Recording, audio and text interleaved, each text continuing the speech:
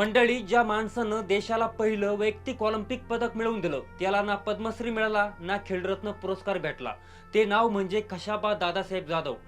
तेच कांस्य पदक आणण्यासाठी खिशात पैसा नव्हता, सरकारकडे मदतीची झोळी पसरली तेव्हा सरकारने तोंडावर दरवाजे बंद करत निर्दयीपणे सांगितलं, आमच्याकडे खेळासाठी पैसे नाहीत। 15 जानेवारी 1926 रोजी एका कुस्तीगीर कुटुंबात खशाबा जाधवांचा जन्म झाला।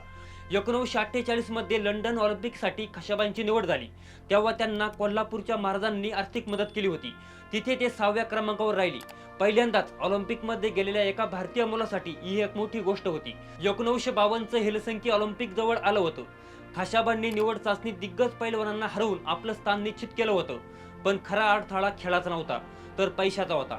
हेलसिंकीला जाण्यासाठी त्या काळी हजारो रुपये लागणार होते। खशाबांनी तात्कालीन मुंबई सरकारकडे मदत मागितली, पण सरकारने काय केलं, आमच्याकडे खेळासाठी पैसे नाहीत असं म्हणून अण्णाभाऊ साठेंना जसा पासपोर्ट नाकारला होता तशीच काहीशी वागणूक खशाबांना दिली।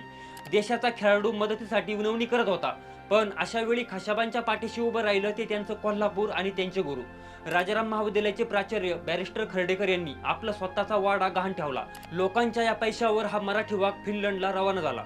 एका बाजूला जगातील खेळाडू हाय प्रोटीन डाएट घेत होते आणि दुसरीकडे भारताचा हा ठाण्या वाघ आपल्या मायभूमीची चटणी भाकर खाऊन आखाड्यात तळ ठोकत होता। रशियन मल्लाशी खशाबांची जेव्हा कुस्ती सुरू झाली तेव्हा रशियन पैलवान ताकदीने दुप्पट होता की कुस्ती सुरू असतानाच खशाबांना रक्ताच्या उलट्या झाल्या। पण रक्ताच्या उलट्या होऊ नये साताऱ्याच्या वाघानं हार मानली नाही। खशाबांनी रशियन मल्लाचे सर्व डावपेच उलटून लावले आणि त्याला पराभवाची धूळ चारली। ज्याच्या अंगातील त्राण रशियन मल्लाने शोषून घेतला होता। अशा विदारक अवस्थेत खशाबा 5व्या कुस्तीसाठी मॅटवर उतरली।